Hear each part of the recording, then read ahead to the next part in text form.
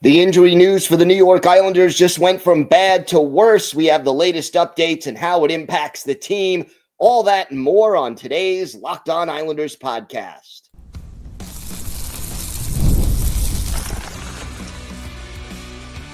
Your Locked On Islanders, your daily podcast on the New York Islanders. Part of the Locked On Podcast Network, your team every day. Welcome, everybody, to the Monday edition of the Locked On Islanders podcast, part of the Locked On Podcast Network, your team every day. I want to thank everyone who makes Locked On Islanders your first listen every day. Don't forget to subscribe on YouTube or wherever you listen to podcasts so you never miss an episode. Today's episode is brought to you by FanDuel. Download the FanDuel app now by visiting FanDuel.com and win $300 in bonus bets if your first $5 bet wins.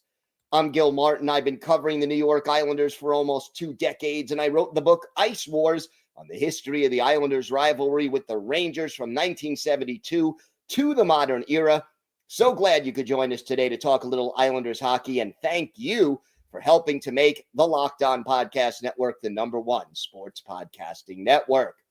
We have got a lot to discuss on today's show. We've got the latest injury updates, and the injuries are mounting. We'll talk about their impact and more. Plus, a mixed weekend for the Islanders on the ice, an exciting shootout win on Sunday, a disappointing loss on Saturday. We'll have our key takeaways and the latest on the impact of these two performances for this hockey team. We've got that and more coming up on today's show.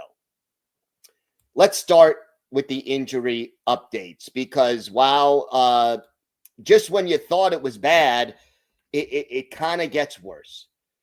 And let's start with the big news. Alexander Romanov, the victim of a dirty hit by Mikko Rantanen Tuesday, had been out of the lineup since then. And, well, he will need surgery on his right shoulder. He is expected to miss 5 to 6 months right now. So let's get real. 5 months would take you pretty much to the end of the regular season. 6 months would take you probably through the first or second round of the playoffs if the Islanders get there. And essentially, you're now missing one of your top 4 defensemen. Now, I know Alexander Romanov was not playing great hockey so far this year, but he was playing a little bit better the last 2 or 3 games before the injury. And really, more importantly, he really is an important part of this team. Obviously, he just signed the long-term contract extension. I know a lot of fans were not thrilled with that. But here's the other thing. Alexander Romanov adds physicality to an Islanders team that does not have enough physicality to begin with. And now you've lost one of your more physical defensemen out there. And out of the guys who can play physically, Romanov was the youngest and probably the steadiest of the group. So now they've, over the short term, basically put Boqvist in. And Boqvist has, been solid over the last 2 games. But long term, I don't think Boqvist playing on his off side is necessarily the best solution. And he doesn't fill the same role that Romanov does. Now, they did call up Marshall Warren. He has been a healthy scratch, so not sure when and if we'll see him. Generally speaking, Patrick Waugh is reluctant to make moves in his lineup personnel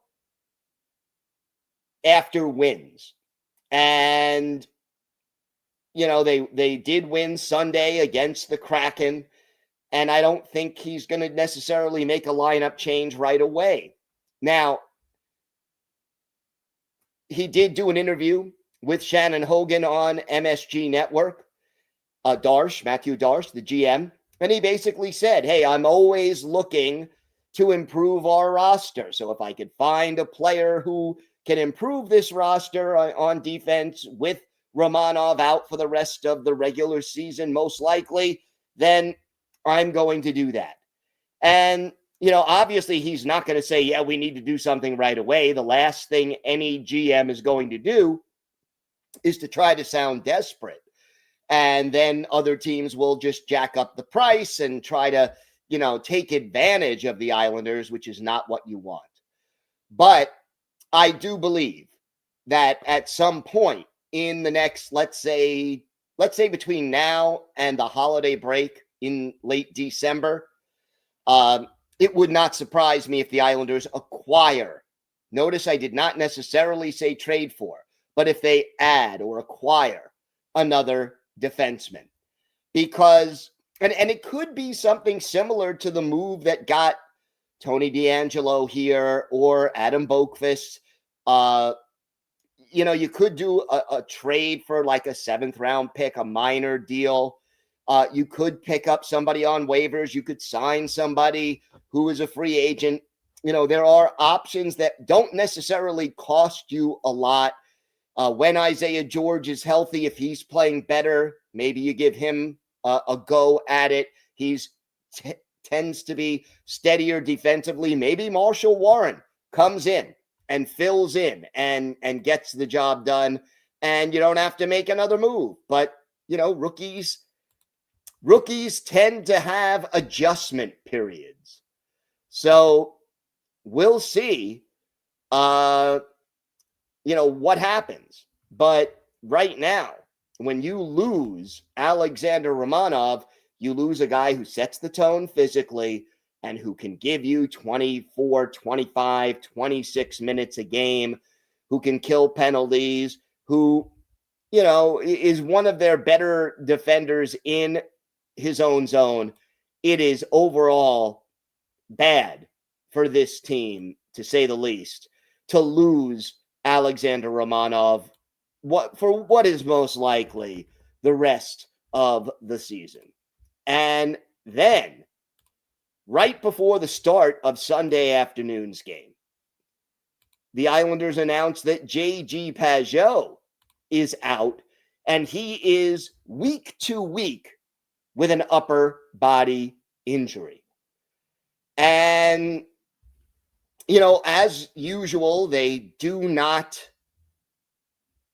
specify what the injury is, but, there was a replay that went around on social media that showed a play that he could have suffered this injury on. But week to week, that means he's probably going to miss at least 4 or 5 games. And, the Islanders in the next week, they have 3 games: Boston, Philly, Washington. I would say it's more than safe if he's week to week. That gets you exactly 1 week from today. He probably misses another 2 or 3 games after that. That's if, everything comes out minimally. And again, with Pageau, what do you have? JG Pageau, not the most offensively gifted guy. He's got 12 points in 22 games, 6 goals, 6 assists, but almost 60% in the faceoff dot. Kills penalties. Has 2 shorthanded goals, 2 shorthanded assists. Is one of your better defensive centers on a team that up until about 2 weeks ago, as a team, has struggled to do well defensively. Now they've tightened that up, but JG Pageau is a big part of that. Now, last night against Seattle, what did the Islanders do to try to fill the void? Essentially, they switch their line combinations around. So Cal Ritchie moves up from the fourth line to the third. You move Casey Cizikas back to center from the wing. He's the fourth line center, and Maxim Tsyplakov steps into the lineup along with Anthony Duclair on the fourth line. And then you have a third line of Ritchie, Shabanov, and Holmstrom. Holmstrom is the guy who has kind of been struggling lately, who has not been playing particularly well. That did not change, but here is a big opportunity for Cal Ritchie, and I'll explain. And maybe for Max Tsyplakov as well, but especially for Ritchie. Look, JG Pageau has been playing really well for the New York Islanders. And some Islander fans have been saying, hey, I'm reluctant to trade JG Pageau. And I get that. He has been playing well. He does so many little things right. He is a good locker room guy as well. And I'm a big JG Pageau fan, always have been since his arrival on the island. But unless you're giving him a 2-year deal or less, and there's no reason for him to take less, maybe not a good reason for him to take a 2-year deal either at his age, you're probably looking at diminishing returns, and you're preventing other players from getting into the lineup, whether it's, whether it's a Cole Yzerman or a Cal Ritchie or a Danny Nelson next year. All of these guys need to come into the lineup. So if Cal Ritchie can show that he's ready for legitimate middle 6 minutes, that he could play well on the third line, and then maybe Tsyplakov comes in and plays well on the fourth line or moves up to the third line, however the chemistry works out, here is an opportunity for Ritchie, who played well in the last few games, for Ritchie to say, hey, I'm ready. You can go ahead and trade JG Pageau. And maybe the Islanders make that move sooner than the trade deadline. We'll see. And Tsyplakov, who was out of the lineup entirely on most nights, now will probably be back in the lineup most of the time. He needs to take advantage and show Patrick Roy that he has what it takes to stay in this lineup. So, the old mentality in sports, next man up. Let's see if Ritchie, Tsyplakov, and whoever else the Islanders decide has the ability to work themselves into the lineup and show they can get the job done. We have got more to get to on today's show. We will have our hero and go to the game and key takeaways from the big win over the Kraken and the loss to the Blues. Plus, we'll have our Islanders birthday of the day, an enforcer who was with the Islanders for part of the 2008-2009 season. Let's see if you can guess who this 6'7" British Columbia native is. All of that and more next on today's Locked On Islanders podcast.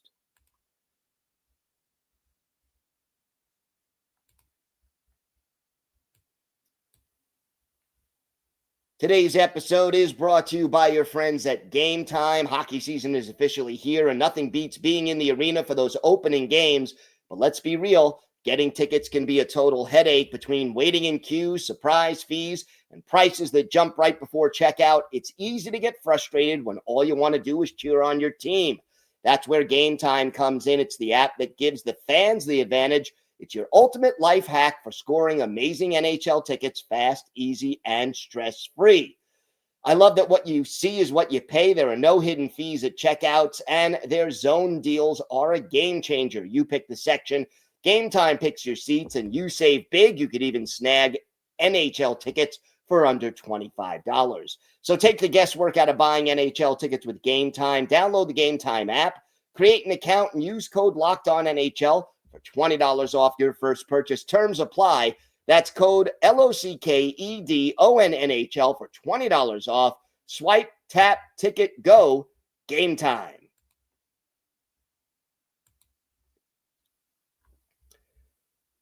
Let's start with Sunday's game. A 1-0 win over the Seattle Kraken in a shootout, folks. And I'm going to start with this. Don't tell me that this game wasn't exciting. Yeah, there were no goals. Both goalies recorded officially shutouts. But this was not one of those games where there just weren't scoring chances and, the teams weren't playing well. No. This was a game where both goalies played well. There was good pace, good skating, not a lot of physicality necessarily, but, it wasn't soft in that respect. And I think it was a very entertaining hockey game, despite the fact that neither team put the puck in the net during 65 minutes of actual hockey time. And everydayers know I am not a fan of shootouts. I don't like the fact that a skills competition ends up deciding a hockey game. But all things considered, the Islanders got the job done. You got a big goal by Bo Horvat in the third round of the shootout to keep the Islanders alive. And then Kyle Palmieri gets the winner in the fourth round of the shootout. And I got to say, he came up big. Now, I don't understand a few things. Simon Holmstrom got an opportunity in the shootout. Why? He is not playing good hockey. He played almost 13 minutes in this game, had no shots on goal, no hits, no block shots, 2 penalty minutes, and just didn't particularly look good. Now, maybe Patrick Waugh is trying to build his confidence back up.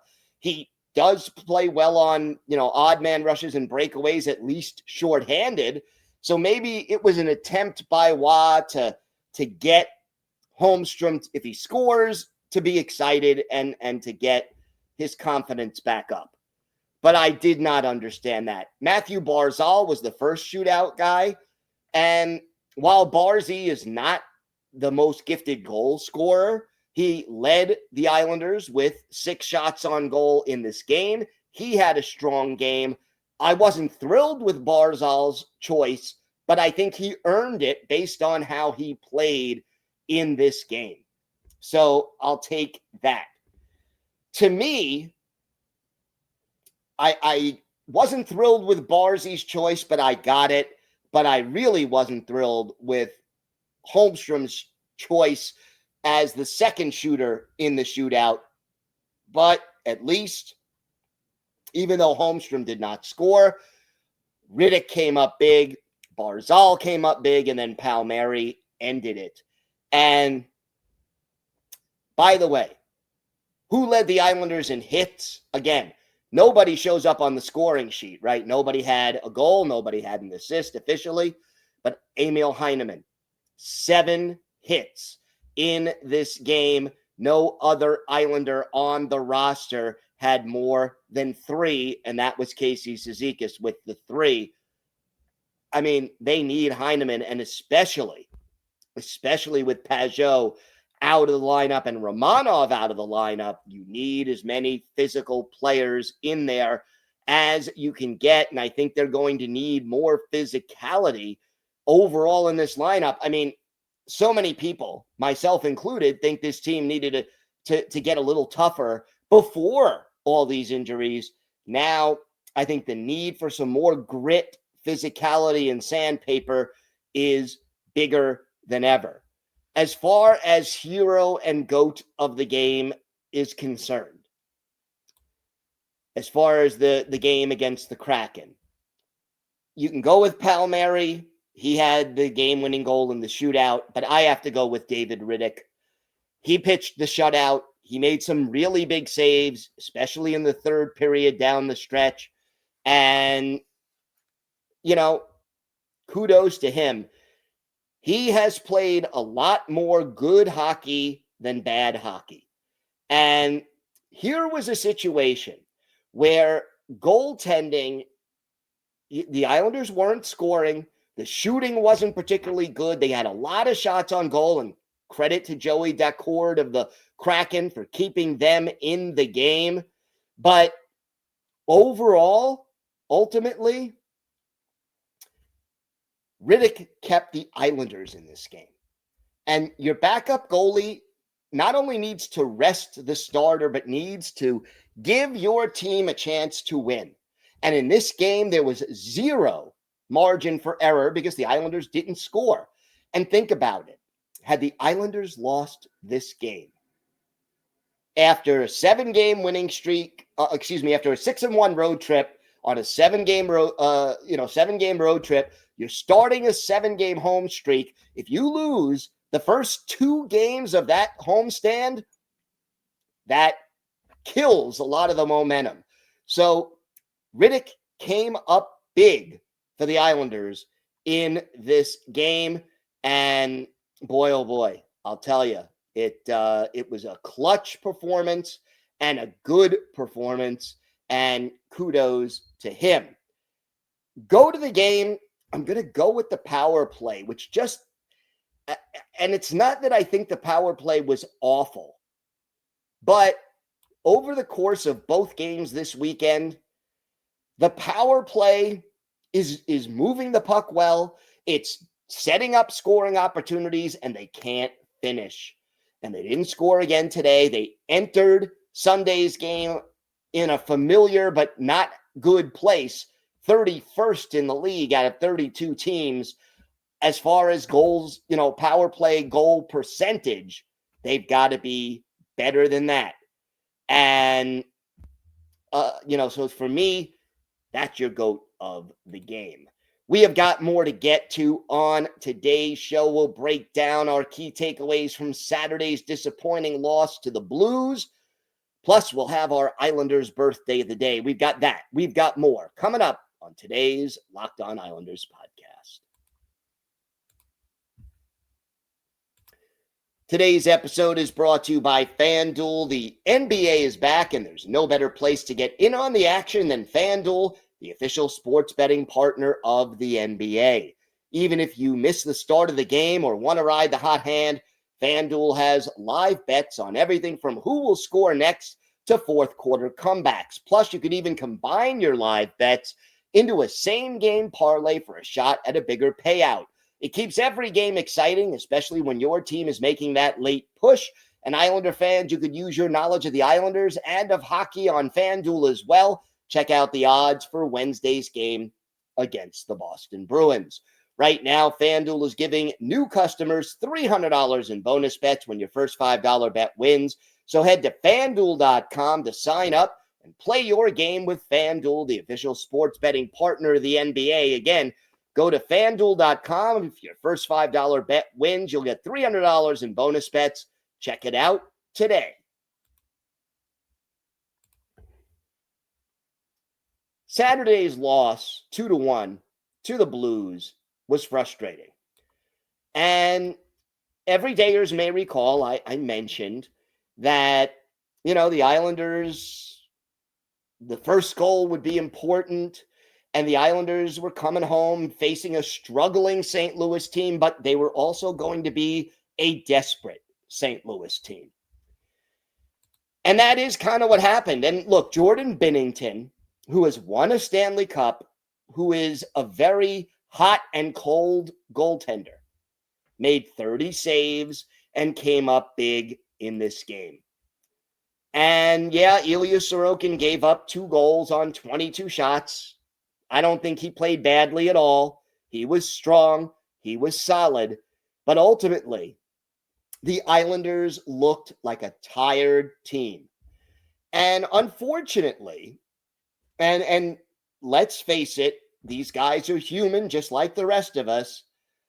It is common for NHL teams to struggle and be a little tired on the first home game after a lengthy road trip. And that's exactly what happened in this game. And they just didn't seem ready to play at the drop of the puck, which doesn't help. And then you give up a goal just 42 seconds into the game. I talked about the importance of the first game because the Blues were struggling and doubting themselves. And, if the Islanders would have gotten that first goal, the doubt would have been bigger. And instead, the Blues got confidence. And as the Islanders continued to struggle to finish, the Blues' confidence just got bigger and bigger. Anders Lee gets the only goal of the game, but it came with 3 minutes and 20 seconds left after Wah had pulled the goalie for a sixth attacker. And ultimately, it was too little, too late. And they put pressure on. They had chances to win the game, but just couldn't finish. And quite honestly, in both games this weekend, Saturday and Sunday, finishing is an issue. And I think it will continue to be an issue at times for this team until they get a little more. They have more scoring depth now than they did a year ago, than they've had in quite some time, but they are still lacking that go-to guy. I mean, Bo Horvat has filled that role. He's tied for third in the league in goals scored right now, but he's not expected to necessarily keep up a 50-goal pace. He may get you 35. He may even get you 40. But ultimately, finishing is an issue for this team. Hero of the game, I got to go with Anders Lee and go to the game. To me, again, it's got to be the inability of this team to put pucks in the net when they had chances. And again, like Joey Daccord on Sunday, Jordan Binnington deserves respect for the strong game that he played. But how many times did the Islanders either miss the net entirely, or if they get the shot on goal, seem to shoot it right into the crest on the jersey of the goalie? Teams get hot, teams cool off. Right now, the Islanders are kind of struggling to score. We need them to do better. And hopefully they can dig out of this little mini slump before it becomes something significant. We'll keep an eye on it, and we'll talk more about it later on this week. Time now for our Islanders birthday of the day. And we are right on time here, as today is the 45th birthday of former Islanders winger Mitch Fritz. The British Columbia native, 6'7", 242 pounds, was not drafted. Bounced around the minor leagues from 2000, 2001 until he got his only NHL opportunity with the Islanders in 08-09, played 20 games for the Islanders, did not record a point, and had 42 penalty minutes. He was primarily an enforcer, a big, big guy who was fearless at protecting his teammates. And we go back and look at one of Mitch Fritz's better games as an Islander, April 4th, 2009, Islanders hosting the Lightning at the Nassau Coliseum. Mike McKenna, the goalie for Tampa Bay. Jan Denis, the goalie for the New York Islanders. And in this game, the Islanders get goals by Richard Park, Radek Martinek, and Josh Bailey, and they beat the Lightning by a score of 3-1. But in this game, our Islanders' birthday of the day, Mitch Fritz, drops the gloves with David Kochi little less than 5 minutes into the game. Kochi also got a game misconduct, on this one. But at the end of the day, for Mitch Fritz, he had the 5 penalty minutes. He was on the ice for 5 minutes and 36 seconds and did not record a shot on goal. And keep in mind, the 5 minutes and 36 seconds of ice time, one of the highest totals for Mitch Fritz in his brief NHL career. But Mitch Fritz, tough guy, who always stood up for his teammates during his brief tenure on the island, he is our Islanders' birthday of the day. Thank you for making Locked On Islanders your first listen today. For your second listen, check out the all-new Locked On NHL Game Night. Every game, every night until a Stanley Cup champion is crowned. Get local analysis on a national scale. You could find NHL Game Night on Locked On NHL, both on YouTube or wherever you listen to podcasts. It's part of the Locked On Podcast Network, your team every day. If you have a question, a comment, maybe a topic you'd like us to discuss on a future episode, email us at lockedonislanders@gmail.com. If you leave your first name and where you're from, we're happy to mention you on the show when we discuss what's on your mind. We will get to the mailbag tomorrow. We even have a question from a listener in Poland. So get those mailbag questions in because we will address them on Tuesday's show. Follow the show on X at Locked On Isles. You could follow me, Gil Martin, on X at Ice Wars, NYR, VSNYI. We'll keep you up to date on all things Islanders all year long, and I am live tweeting during nearly every Islanders home and road game. So join me for a little instant insight and analysis, and it's great to talk Islanders hockey with you, game time or anytime. Everydayers, we're back tomorrow. We will answer your mailbag questions. We will talk a little bit more about how the Islanders can handle these injuries and where they go from here. And wow, can't believe we are almost at Thanksgiving, and we all know how important that is. We'll talk more about that this week as well. Until tomorrow, have a great day, everybody. Stay safe, and of course, let's go Islanders.